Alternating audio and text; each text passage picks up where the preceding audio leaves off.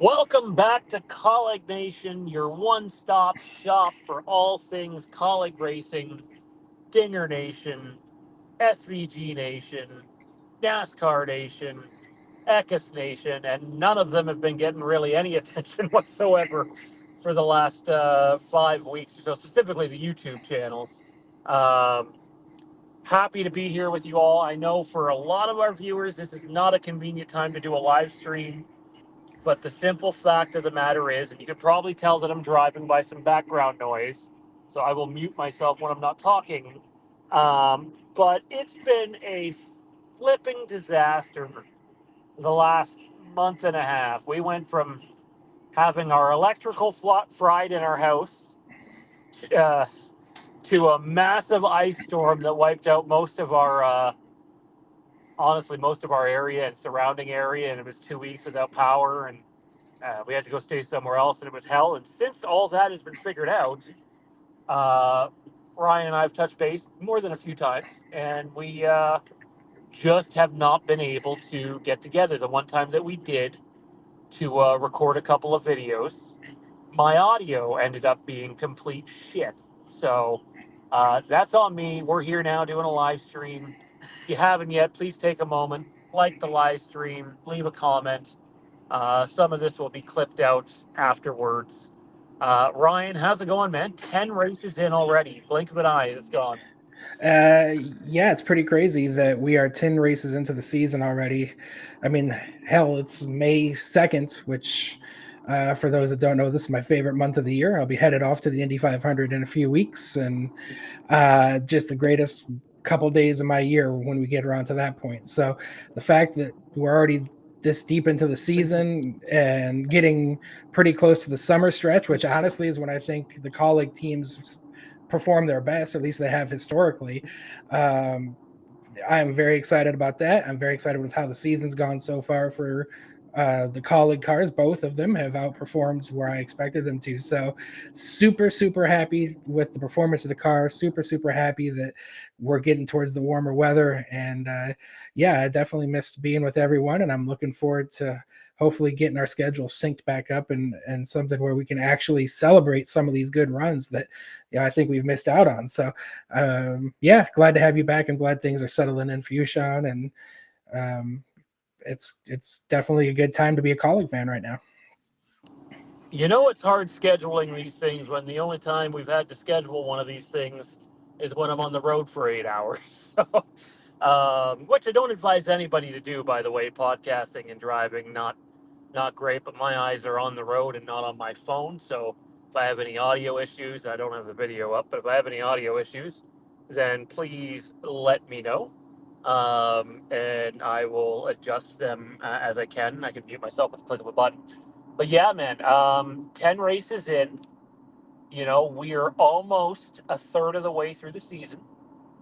Um, Now, correct me if I'm wrong. Does it go Texas, then the All Star race? No, no, No, no. Texas, Kansas. Texas Kansas All Star race. Yeah. Okay, so we will be a third of the way through the season when the All Star race happens. And this is a small gripe.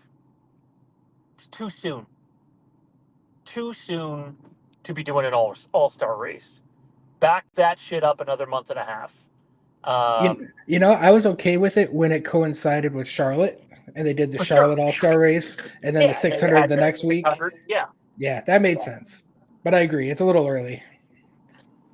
I just feel like All Star races or even All Star games. I mean, football doesn't really apply to this, but a lot of the times it's halfway through the year, roughly. Well, we're a third of the way through the year, and honestly, the way they do the All Star race, I'm not expecting much out of the college guys. Much like with um, the thing they do at the beginning of the year. This year was at what do they call that? The Clash, Bowman Gray. That's where they were. They went to Bowman Gray, and I knew not to expect shit from college there. So, um, that being said, this season, man, if I told you, and we're going to get to a lot, by the way. We're talking AJ Allmendinger today, Ty Dillon, SVG, but we're also going to talk a little bit about the other two Trackhouse guys, too, and we'll get to that in a little bit. If I told you before even Bowman Gray that 10 races into this season, Well, his results aren't there, and we'll dive into them more individually, but as a team, as a collective, all the turnover that was done, Mike Cook coming in as basically the technical director of the Cup side. Um, you got Andrew Dickinson with Ty Dillon. You had AJ paired with Trent Owens for the first time since his last 10 races in JTG. And you know what's funny is if you go look at those 10 races and you go look at these 10 races, and I have done this, I don't have the results right in front of me. The results are alarmingly close. Not in a bad way, but like, wow, that's kind of weird.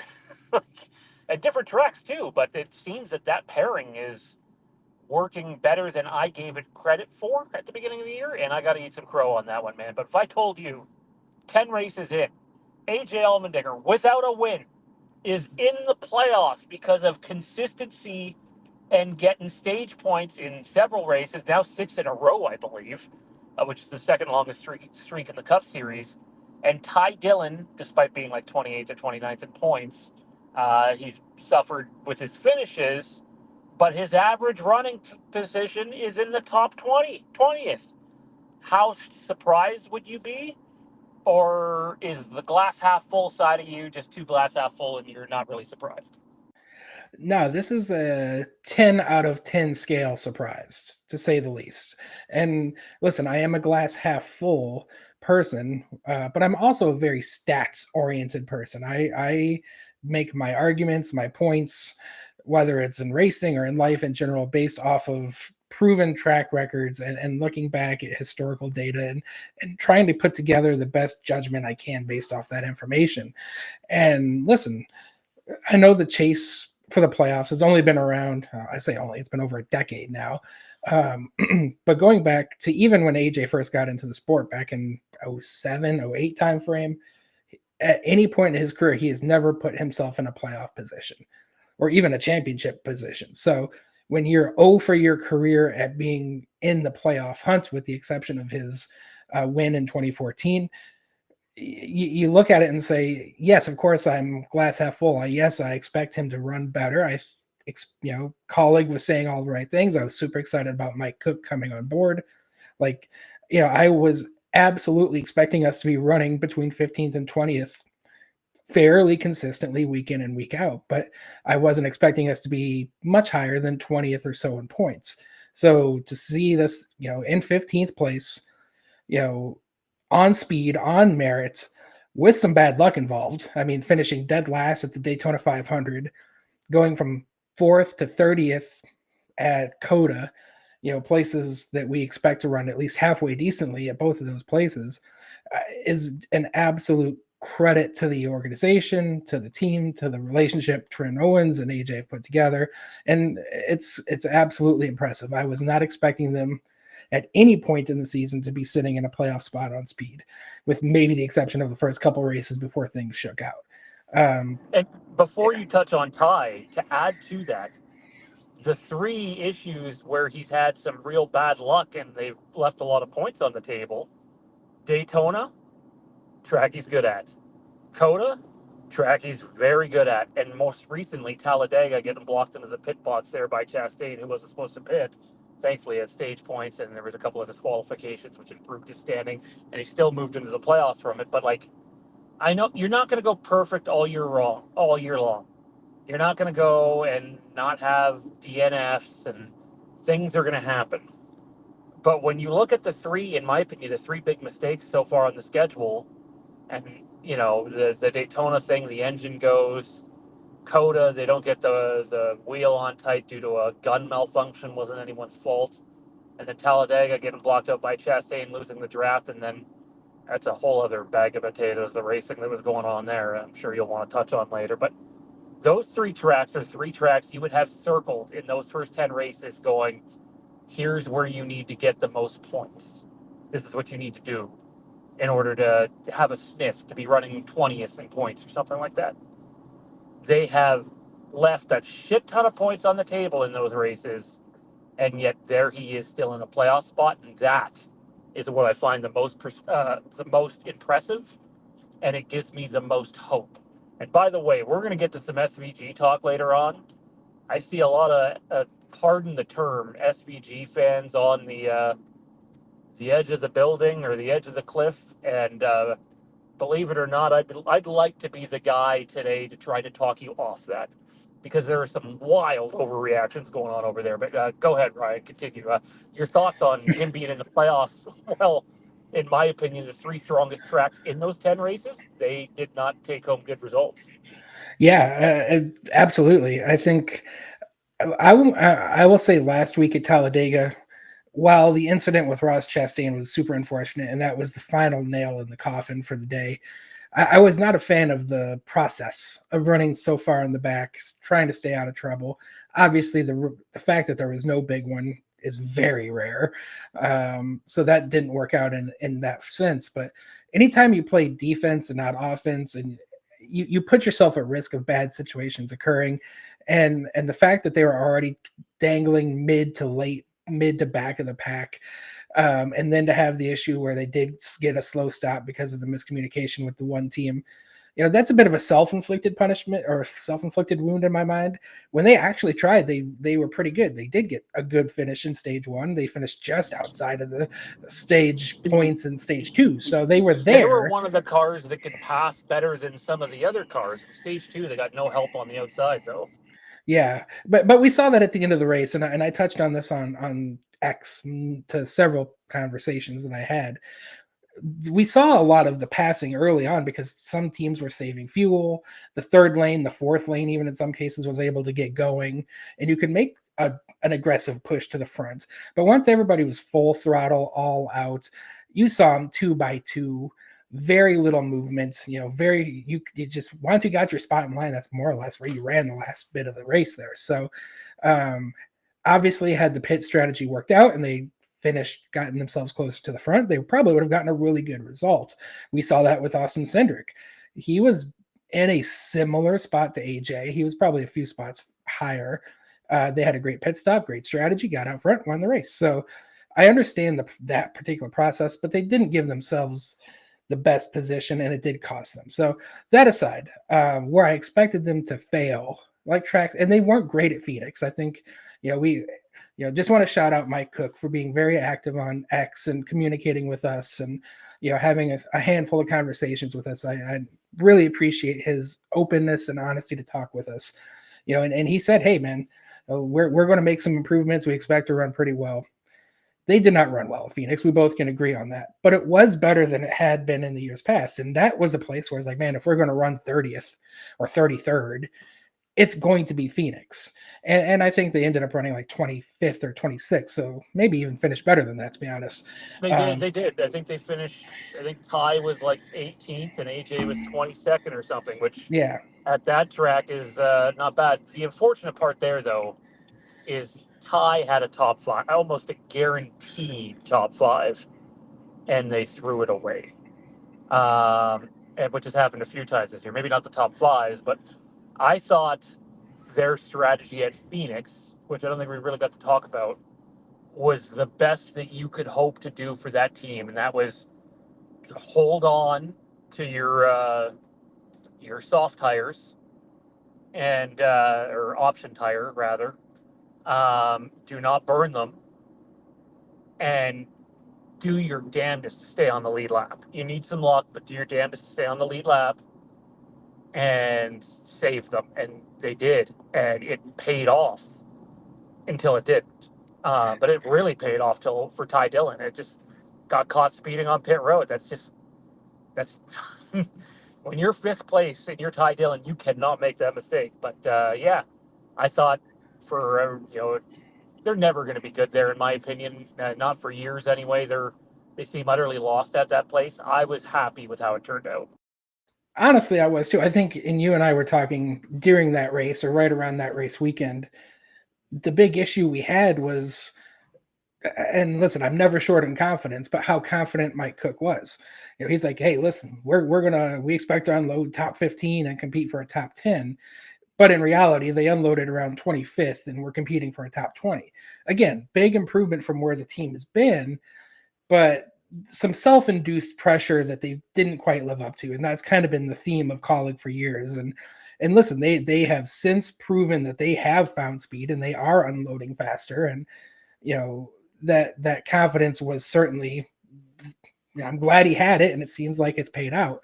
Just in that particular instance, they kind of overshot themselves on that track. So again, that's a small criticism for an overall arching really strong start to the season. And when your worst finishes at your worst tracks are 22nd, 23rd, and you're taking 22nd, 23rd cars and somehow finding a way to finish 17th, 18th with them consistently, that's a sign of a very improved program, and a good relationship between driver and crew chief, and that certainly is what we've seen from Trent and AJ. I don't remember the race now. There was one race a few weeks ago where they were actually running, maybe it was Darlington, but they started out really hot. They ran well, got stage points early, thought they were going to run about top 15, and then they missed on their last setup, and they kind of fell down to the low, 22nd or 23rd.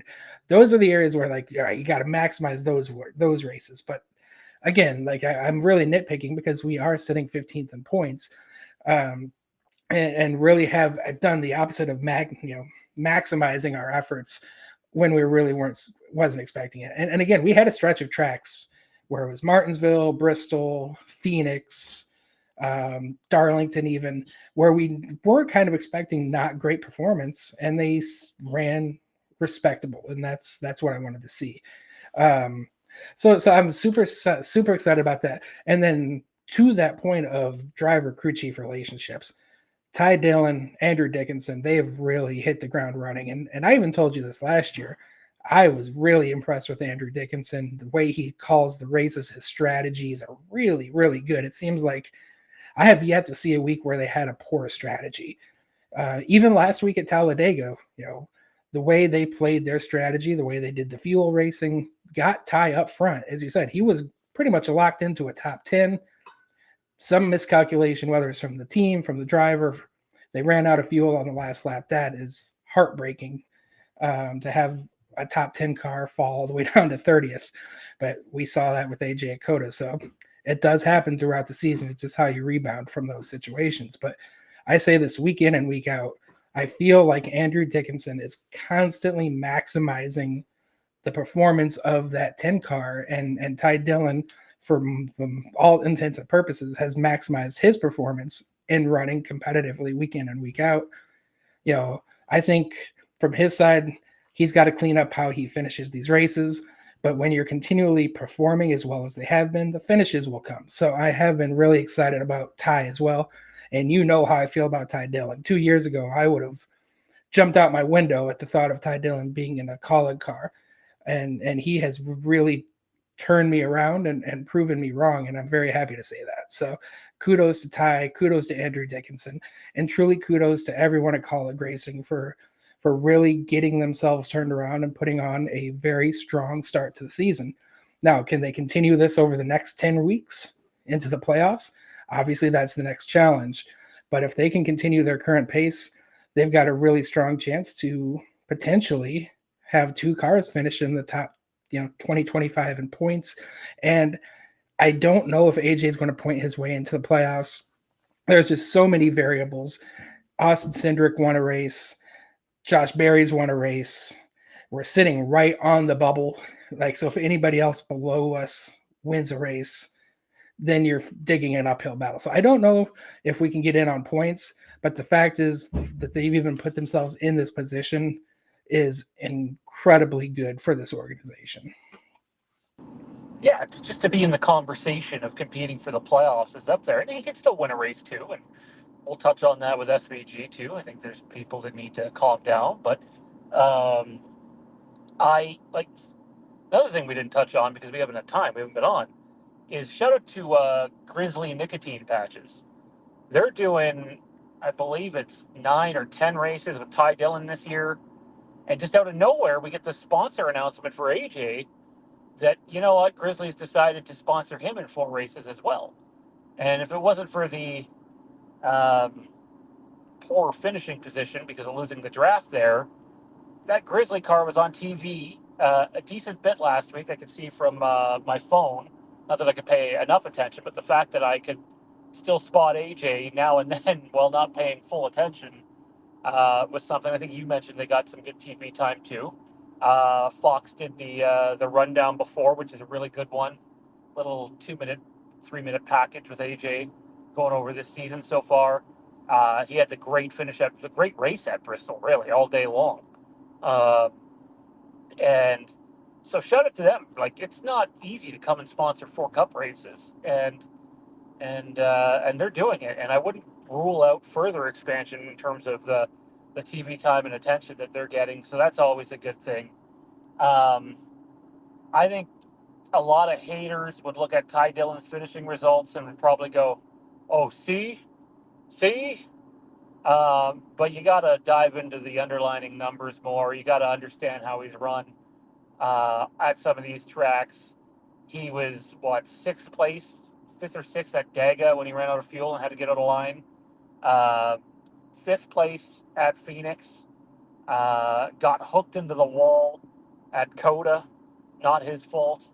He's had some issues too. I do think he will, as long as his confidence stays up and Dickinson continues to work his magic, I think Ty Dillon will improve his point standing for sure.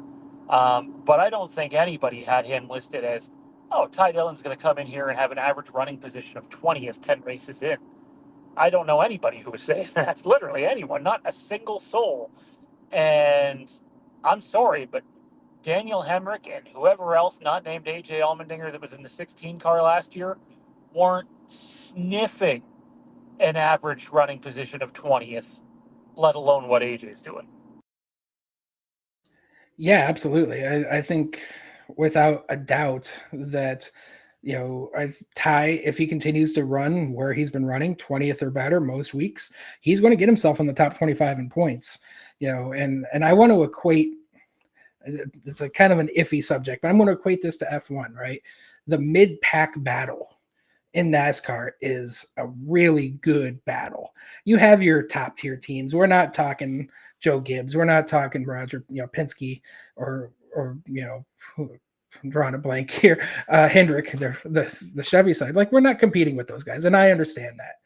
But when you're sitting here having an argument with, okay, we're right in the mix with Roush Fenway, we're right in the mix with Front Row Motorsports, Spire Motorsports, who's dumped an ungodly amount of money into their program.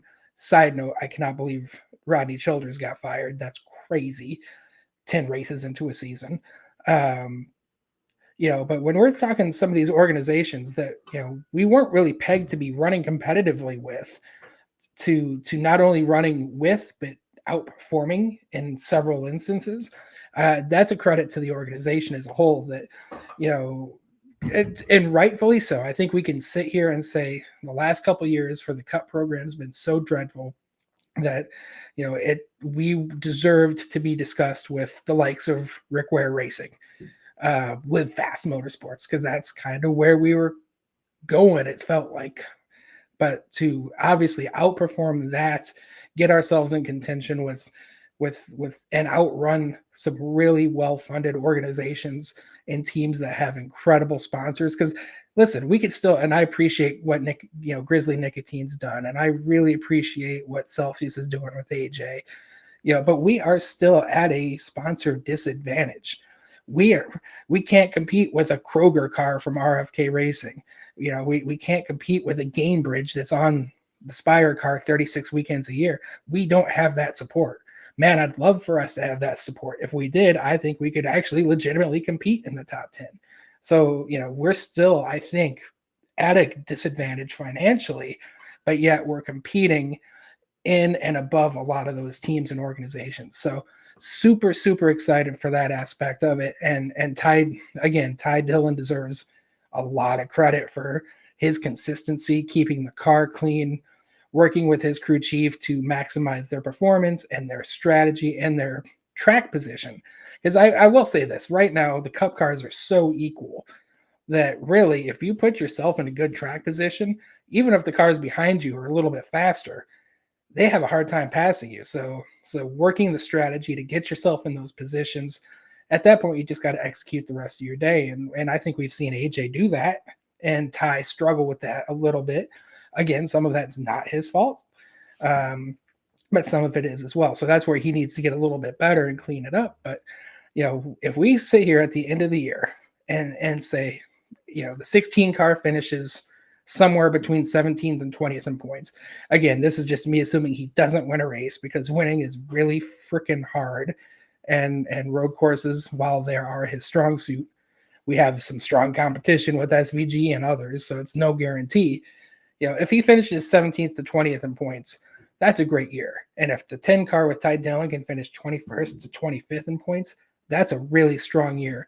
And when you talk about charter values and money that comes in from these strong points positions, you can build off that going into the years to come. So the fact we're even in these positions right now, still 26 races to go. So I don't want to get too ahead of ourselves, but the fact remains they have at least positioned themselves to have a really strong season. And if they can continue to improve the program and maybe sneak a win, it just changes the ball game as a whole. So again, very proud of both of those drivers to do what they've done.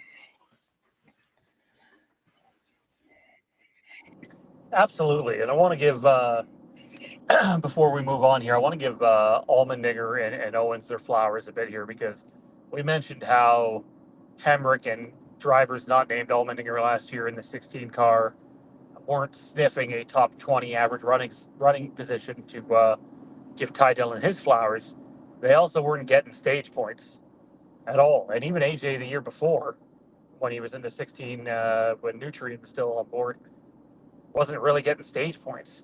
And it's not like this is what I'm struggling with, man, because I hate building up false confidence or a false sense of hope, right? One of the worst things you can do yourself while watching sports, and then you become fucking grumpy and cynical like me as a Leafs fan, unlike Ryan over there as a Bruins fan. Um, but it's not like they're, running the stage long or taking two tires or whatever they're doing. They're finding a way to get in the stage points at non-super speedways and non-road courses, simply on running speed and talent alone. And that's impressive, because I did not think that was in the cards. If you would have told me AJ was going to get stage points 6 races in a row, I would have told you you're fucking nuts.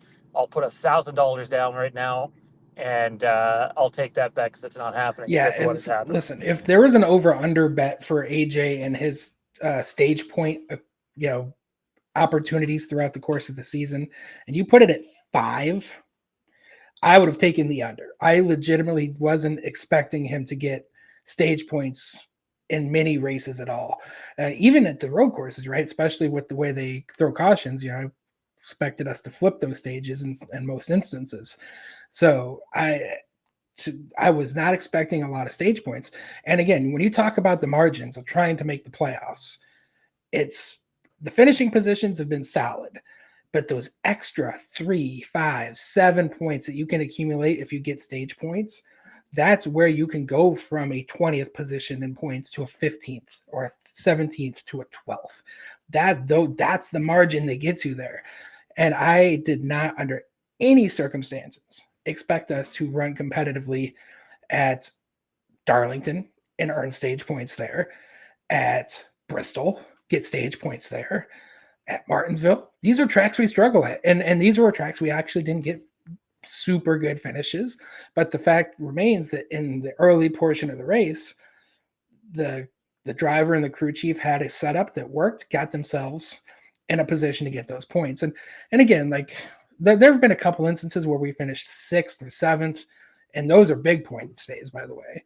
Even getting a 9th or 10th place finish, 1.2 points, they all matter. And even getting those, I was not expecting. So 6 in a row is beyond my wildest expectations. And I don't expect this trend to continue consistently over the course of the season.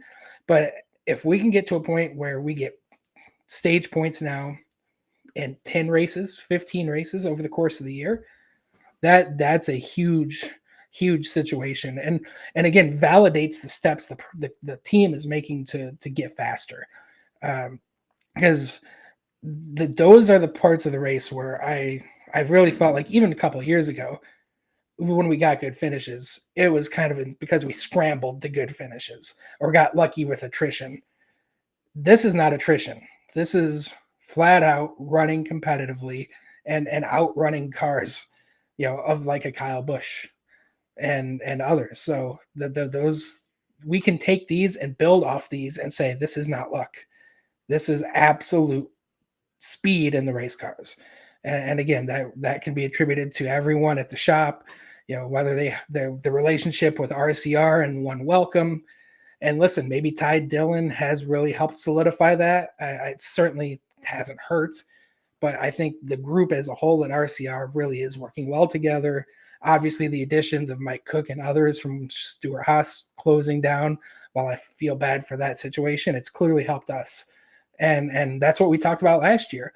How can we make the cars better? And there's a lot of people that we don't know the names of back at the shop that are working really hard, really long hours to make these things go faster.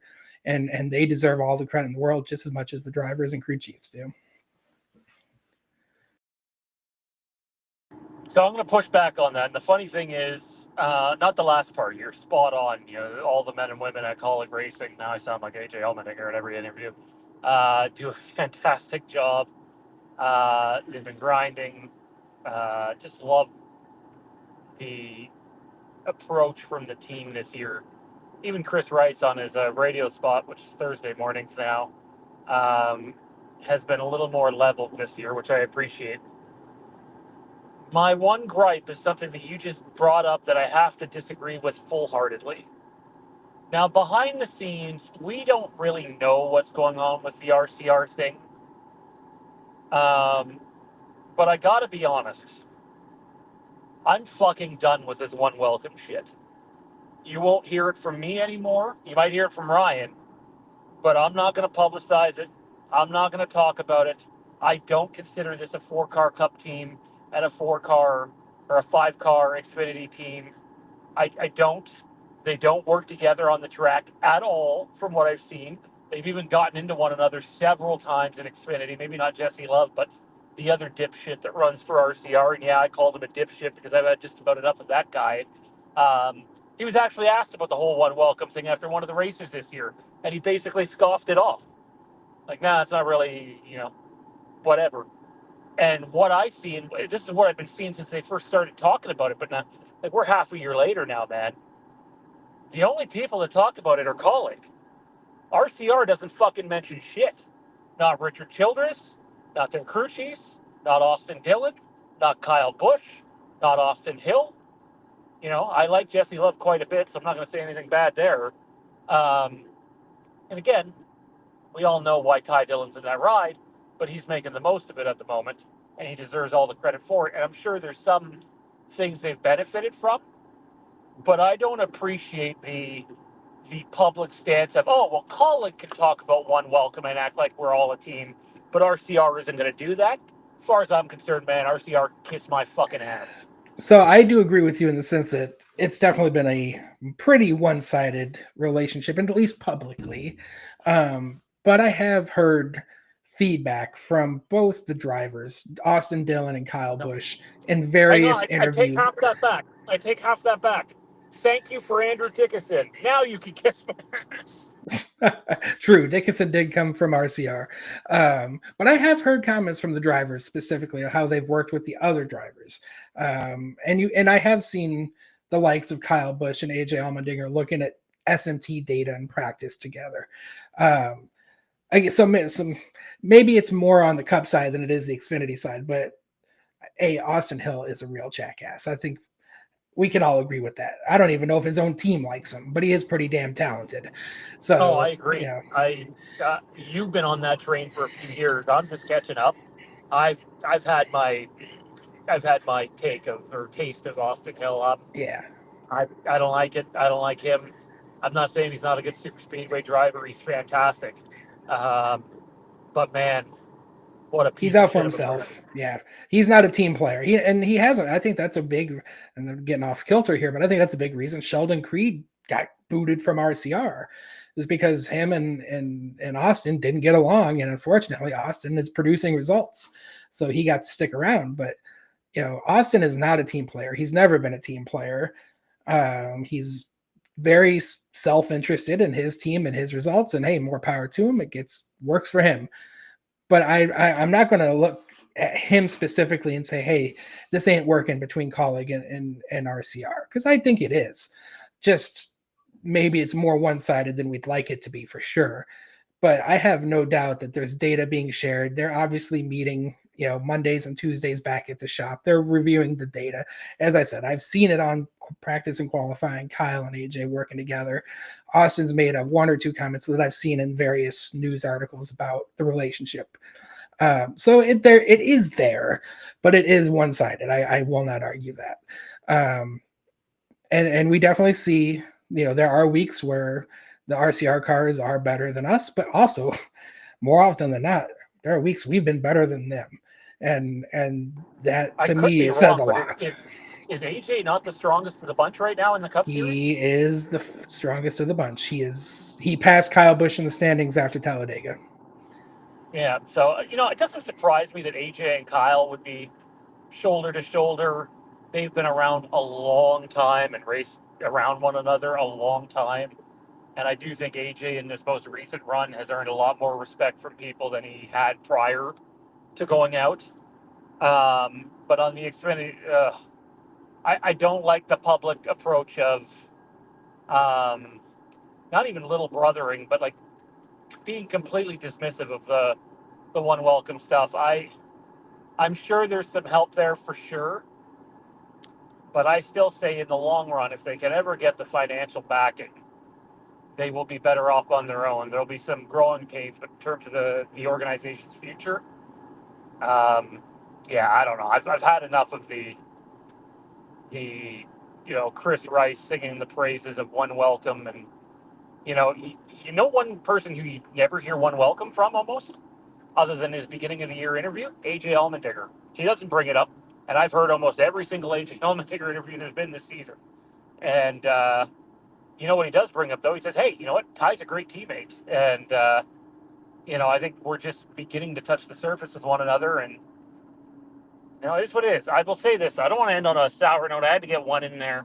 I'm impressed, man, and for the first time in probably a couple of years, I'm very happy with where the team is right now. Yeah, listen, I really do hope we get the opportunity to talk with Mike Cook and ask some questions and get even deeper into this realm, because he deserves a lot of credit, as I'm sure many other names and faces. Ty Norris, listen, the guy's a great team builder. I think we were both a little disappointed in what I am going to call lack of sponsorship, as I touched on earlier. I thought he'd be a little bit more aggressive in bringing in some sponsors. But at the same token, listen, we got nicotine, Grizzly Nicotine. We've got Seabest, by the way. I forgot the gentleman's name. Maybe you know it, but he's very active on social media. You've communicated with him Stevie more than Staff. once. Yeah, I mean, Staff. so I do, again, I really appreciate the sponsors that have come on board that weren't with us previously. It's certainly better than it was. But I do think there's areas where we're kind of lacking on that side of things still. But that aside, Ty Norris should also get a lot of credit for building the foundations from last year to this year that's really helped from an organizational standpoint, obviously move in the right direction. So, to those guys, again, just huge shout outs for their contributions, to the drivers for maximizing the performance where they can, just all around really strong start to the season. We are over a quarter of the way there. We're almost halfway to the playoffs, a little under halfway to the playoffs. Keep this momentum going forward, and I'm sure there will be points in this season where we dip and we get frustrated, but as long as the trajectory continues where it's going, I'm going to be super excited with this whole year as a whole, and I hope we get a chance to go make the playoffs. That would be really big for the organization. So super strong start without a doubt. Yeah, no, for sure. we'll see what's to come from the Kaulig guys on the side. I want to change our attention to Trackhouse here for the last little bit. Ross Chastain has had a couple of good finishes and has propelled himself up in points. Uh, Suarez is. There's pieces though where all two of the three cars look okay, and then SVG's doesn't. And look, I will say this: SVG, and I don't mean this for him solely, just the team in general. I don't think has performed where people expected him to. Not even myself, if I'm being honest. It's been nothing short of abysmal. But the one thing that drives me nuts, man, is, and I do think, and believe me, I'm not trying to go down the "I told you so" road, because I didn't see this bad of a start coming this year, so I can't say that. But the one thing that you and I did try to warn people about for the better half of half a season last year was the Cup Series is different for so many reasons. One, the drivers are better. Two, the teams are better. Three, the very flawed car, despite how nice it looks and how nice it sounds, is very hard to pass it.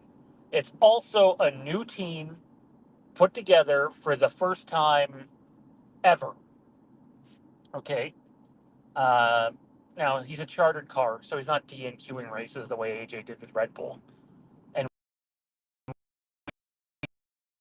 is a bit in English. AJ was man in year one.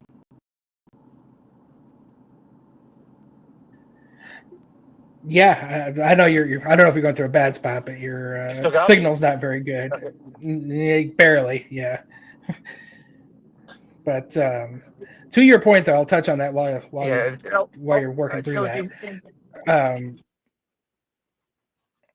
AJ just did not qualify the first 5-6 races of his career. He DNQ'd race after race after race the first year he was in Cup Series. In fact, it got so bad, he got taken out of his car after, I want to say, the 5th week, 6th week. I'd have to go back and double check exactly when this happened, but Mike Skinner got put into that Red Bull car to shake it out, to say, hey, where are we missing? Where are we going wrong? Because AJ was so raw, so green that he couldn't give the feedback to the team to make the cars better. And Brian Vickers was the other driver of that car. And he was making the races, but he was not running very well either. So the team was struggling, but so was AJ. So I think, when we look back at the history, and Marcus Ambrose really struggled too, guys, in his first several seasons. It wasn't until much later in his Cup career that he started consistently running pretty well. So that's the big thing with SVG where he stands now, as a rookie in a car that's much, much, much harder to pass in than it used to be. AJ had it good with that Gen 5 car, the Twisted Sister car, for those that know. Even with Marcus Ambrose, his car, the performance of the car made a bigger difference in the performance of the driver than it does today. But also at the same token, you could extract more from the car if you're a talented racing driver. Here with this new car, obviously talent matters. The best constantly rise to the top, but there's a much smaller box of performance where the driver can make a difference, and track position does matter so much that if you're not qualifying well, if you're not getting good track, decision, with on the pit box from the crew chief, getting you good track position off pit stops, making mistakes. I mean, SVG's made a ton of mistakes, speeding on pit road, turning, leaving his line on the restart, getting penalized. Obviously, he's been in multiple incidents throughout the course of the year, losing very valuable track time. You can't shoot yourself in the foot on top of it. And he's definitely made some rookie mistakes. Not saying he won't or can't clean those up, but that's part of the learning curve that he's going through right now. And that's the Cup Series, as Sean was saying, is just so tough. The drivers are so good, 1 through 30. Any of those guys are worthy of elite rides, just whether they have one or not. The cars are so equal that when you're within a half a tenth, from first to 17th, you're not. It's really hard to make passes. As I mentioned earlier, it's all in the margins. And right now, SVG and his team are really struggling with finding just that little extra speed, not making the mistakes that his teammates are. And Daniel Suarez, by the way, is having a pretty, I would say, an okay season. He certainly has had many races where he hasn't ran well. He's been in the back with SVG, but he is 25th in points, which is not where he needs to be. He might lose his ride being 25th in points, but I think from where the Trackhouse cars are as a whole, that's okay. That's right in line with where the Kaulig cars are for all intents and purposes. So the performance is there. Ross Chastain is in the playoffs. He's going to make the playoffs unless something really drastic happens. So he has performed over the last 6 races better than AJ has, in my opinion, and he's gone forward. So I think there is speed in those Trackhouse cars. It's just finding success on these ovals as he comes back to him for a second time, and hopefully cleaning up the mistakes he's made over the last started, all 10 races, honestly, this season. Apologies for my connection, guys. It's probably going to keep going on me because of my area. I I just dipped to a drive-through, which is very hard to do when you're driving in the middle of nowhere, finding a drive-through. So, um, I just I don't like what I'm seeing from people online, and I get it to an extent. AJ was winning in kart. Not that I was an Allmendinger fan when he was in IndyCar, but you go from watching SVG dominate V8 supercars to winning 3 races and making the playoffs in Xfinity. And a lot of people get hyping up Trackhouse as if, they're the next big thing. We tried to warn people that Trackhouse was showing a dip in performance last year. And to me, I think that dip's still there. I think Chastain's been better. I don't know if I'd say he's been better than AJ the last 6 races. I'd have to go look. Um, but I have confidence in if Chastain doesn't win, that AJ might be able to appoint him. As a side note, we'll see. But for SVG, it's like I've heard, dude, I'm not kidding. I've seen people go, it's 100% the team. If SVG was anywhere else, he'd be dominating right now. Just like, didn't we hear this last year? And then there's the group that's on the side of, and again, these are SVG fans, by the way, saying this. Uh, just go back home, dude. Fuck NASCAR, go back home, go to V8 supercars. Guys and gals. It's been 10 fucking races, people. 10. Not 2 seasons, not 3 seasons. He's not 45 years old. He has sponsors who want to back him. He has a good team behind him. And make no mistake, though, the horrible season keeps up. And if Daniel Suarez can turn things around, you might have a conversation to have. Like, to me, SVG probably needs to win a race. I'm not saying he needs to win to secure his job, but I'm saying if Suarez ends up running better and SVG doesn't win a race this year, he's probably getting another year. I'm not too worried about that, but there's a guy down in Xfinity knocking on the door that might make that decision a little tougher. And by all means, I will take SVG in a Kaulig Cup car. I'll just say it right now. Not that he would do that, but give him time, patience. Have you ever done anything for the first time? Have you ever gone and ridden a bike for the first time? How about putting on some ice skates? You ever done that for the first time? How well that goes? He's not superhuman. He's a good dude. Seems like a good family guy and a talented motherfucker. But holy crap, the just go home bit is pissing me off.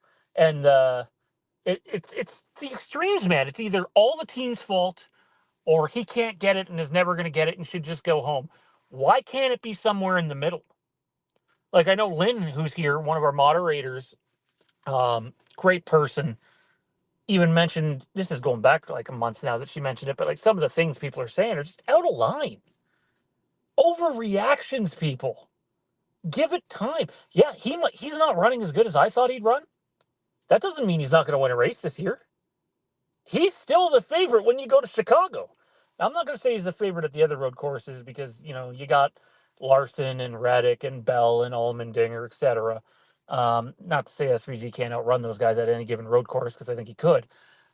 But give it time, patience. And this is coming from someone who is one of the most impatient people you will ever meet. Give it time. He deserves that much. If the guy who got shit on by half the chat last season for being not fair to S3G and two pro Kaulig is willing to give him time, maybe you can put your big boy pants on and big girl pants on and give the fucking guy some time. He deserves it. He's earned it.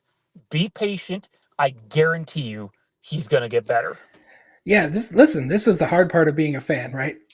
Fan equals fanatic. That's what we all are in our various fandoms, whether it's racing or hockey or basketball, whatever it is. We all want and expect our team, our driver to be the best always, constantly.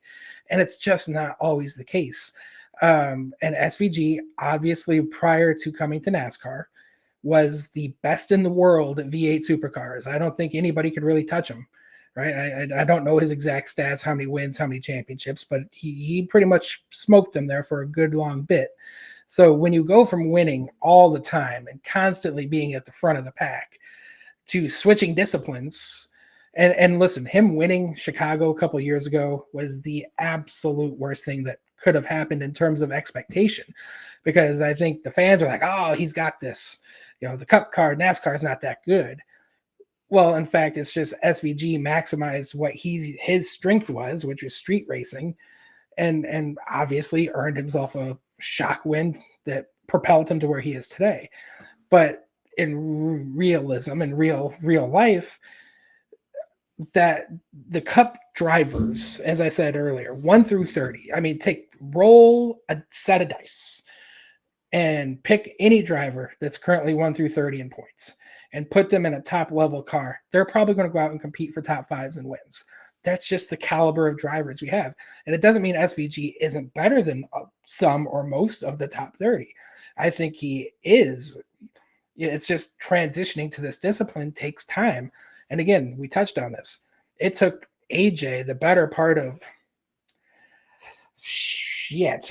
how long was he with Red Bull? 3 years, 4 years? Got fired because he wasn't performing. Went to Richard Petty Motorsports. He never got it with that team. Yeah. Ever. They never. He was a little better towards the end. You know where he figured it out?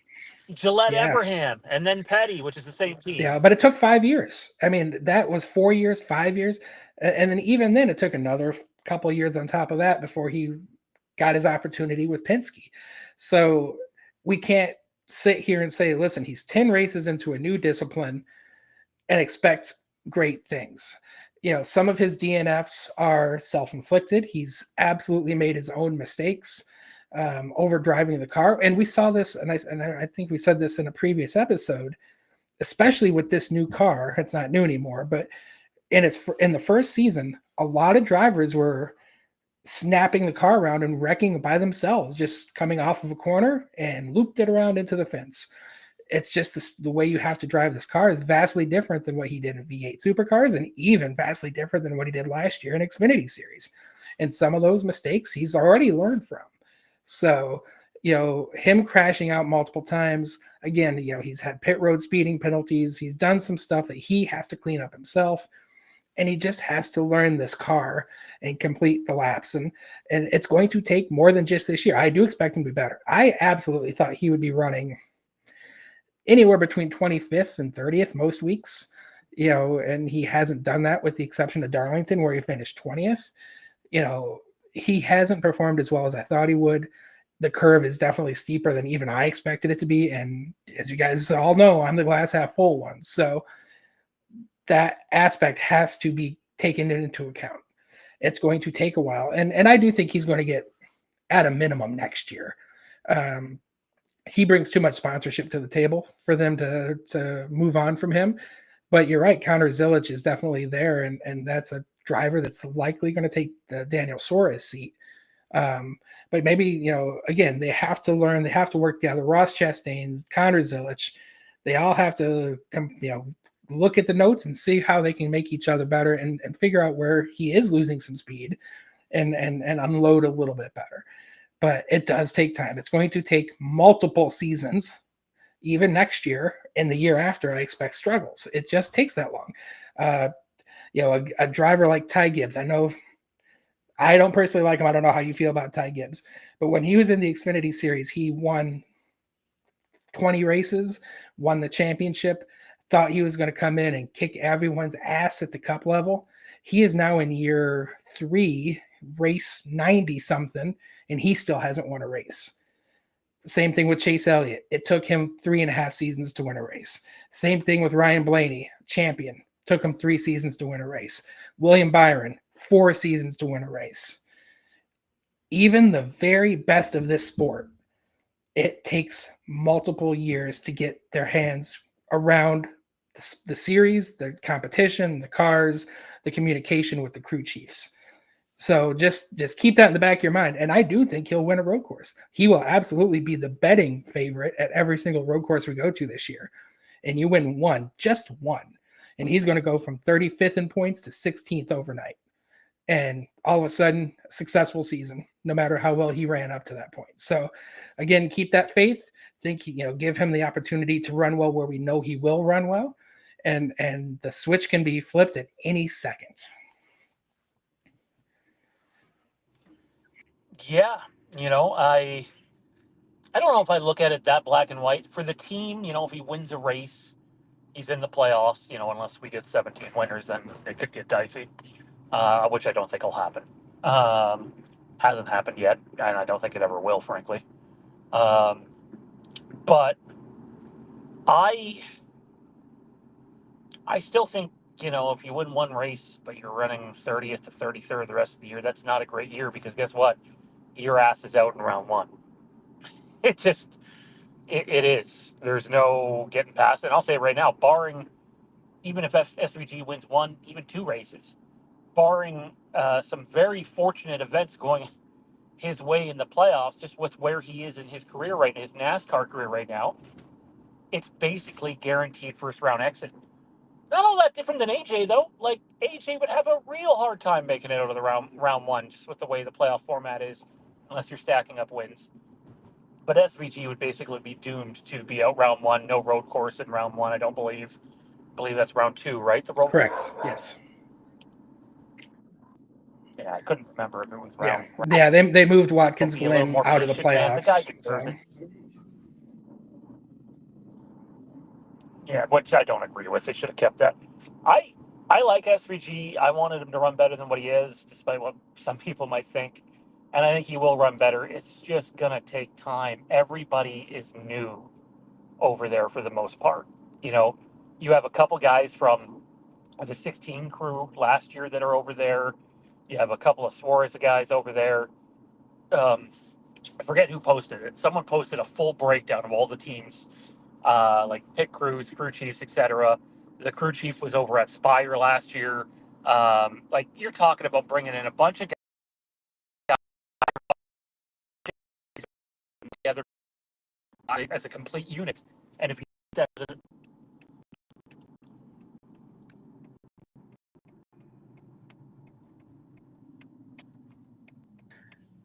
Got me, Ryan. I lost it. Oh, you were gone for 20 or 30 seconds there. Yeah. But honestly, we're gonna wrap it up. I will say this on yeah. Sorry, the team. I don't know if you caught any of what I was saying there. Yeah, the team. Well, I was going to add on to that by saying I think. Yeah. Good, better, yes. Go ahead. I'll shut up. Okay. Just to finish off what kind of where you're going with the team, right? The crew chief coming over from Spire, obviously crew members coming over from different teams. It does take time to gel across the spectrum. And I'm not saying this is a perfect time to make a change, but I do think for a driver like SVG, who's old school, a little bit older, that with him being on the table, this might be an opportunity to try to go get Rodney Childers. Again, I don't know if they're even thinking that, but an old school crew Man, chief that with would an be a old school money move driver, for them. I think that would be a great move. That would really help solidify, I think, for SVG, somebody that's been around, won a championship, has that pedigree that can be associated with him. Again, it might not work out fully this year, but that sort of uh, tandem, I think, would really, really work. And I don't know who his crew chief is now or how much experience he had previously, but I think a guy like Rodney Childers could make a big difference for a driver like SVG. His crew chief now is, I don't know the name of the fella, but he was the guy with Zane Smith last year, and let me tell you, that didn't go too well. So, um, but yeah, just be patient, everybody. Even me, a guy who got labeled as someone who was hating and being unfair to SVG, I'm telling you, I have faith that he's going to turn it around. But you're going to need to be patient. It's going to be a struggle to watch your driver run 30th. It sucks. I think Ryan and I can vouch for this better than most people. It fucking blows because there were days with AJ, maybe not so much on the RPM days, because I thought AJ really outperformed what that equipment was when he was there. But when he got the JTG, man, unless it was a road course or a super speedway, there were some painful runs to watch. That it was just like, there's no hope. like, and I think there is some hope here with SVG, and I do think there's still changes to be made.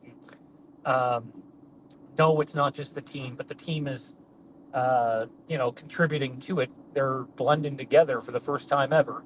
SVG, he can win 80 races and three V8 Supercar championships, and you can compare the V8 Supercar to this car, but how many ovals do they run on? And you know, people will mock NASCAR by going, "Oh, another left-hand turn." And I love it when those people figure out that, oh, it's not just left-hand turns. There's more to it than this. Um, he's going to be all right. I'm not saying he's going to win championships, but I think he'll get to a point where he's competitive and enjoy the journey. Because guess what? When that improvement starts coming, when he's not running, whether it's, the end of this year or next year or even the year after, when he's no longer running 30th on ovals and he's running 17th or 18th, and then on a really good day battling for a top 10, it'll feel all that much better. But this is a guy that can go out and win on any road course on any given day. And that's impressive even for NASCAR standards. Yeah, and that's the progress you're looking for. That's really all you can ask for is get better, make improvements, and as a fan, just stick with it. And when those good weekends come, cherish them and enjoy them because they are few and far between, even for the best drivers. Competing for wins and running top five is no guarantee. So those things, are worth their weight in gold when they do come around, and I do expect them to come around more consistently. Whether it's on the road courses this year or some ovals that he gets accustomed to. Like it's clear he likes Darlington, track that I think he has taken to, that he'll start performing even better than he has in years past. When he starts making those good runs, it's really going to feel good. Maybe not as good as a win because wins feel damn good, but when you're down and out and running 30th week in and week out, that top 10 feels like a win, and that's something you build around. So take that for what it's worth, and just hope things will get better. I expect them to. And I do think Trackhouse as a whole, they are not as good as a Hendrick Motorsports or a Joe Gibbs Racing, but that's okay. They're still a really good organization. Ross is proving that those cars do have speed. So the opportunities to have good races and be up front are there. It's just going to take a little bit of time, but I fully expect them to get there and compete consistently with opportunities to win when they get to those certain tracks. So, just hang in there and enjoy the ride when the good weekends do come around. Absolutely, man. That's going to do it for this live stream, ladies and gentlemen. Texas is this weekend. Xfinity qualifying today. Cup practice and qualifying tomorrow. The race Sunday. For Ryan and Lynn in the chat. Um, Great mod of ours who helps out a lot, especially on the SVG Nation page. By the way, I just noticed today that Facebook was randomly taking down our profile pictures on some of those group pages. I don't know why. I fucking hate social media these days. If we didn't need to have social media for doing this thing, I don't think I'd have social media at all at this point. It's a cesspool. Um, but yeah, enjoy the racing this weekend. We'll be back with content far more regularly moving on. Ryan, final thoughts, buddy? Listen, let's just go into a track at Texas, mile and a half. Feeling hopeful that the Kaulig cars will continue their trend of good speed, and a track of this nature, will hopefully bode well for SVG because it is a monster. Just really, really enjoying the start to this season, and I'm looking forward to more opportunities towards the summer months where we get to those road courses. It's going to be, I think, a really exciting year as we go through this, and I'm definitely looking forward to being able to talk shop with you and everybody that joins along with us on a week-to-week basis. So super excited about that. Just yeah, let's go get another top 10, top 15, and move on with the playoffs. I could be wrong. I think in the next 2 months we got Sonoma, Mexico, and Chicago. So uh, about 2 months, anyways. I think. So lots of road course racing to come. Anyways, that's going to do it for us. Like, comment, subscribe, turn notifications to all, leave a comment, share your thoughts. Colleague, AJ, Ty, Trackhouse, SVG, Ross, Suarez. Just let us know how you're feeling. Would love to hear your thoughts or see your thoughts, and we'll get back to you when we can. Have a great weekend, and we'll see you next time.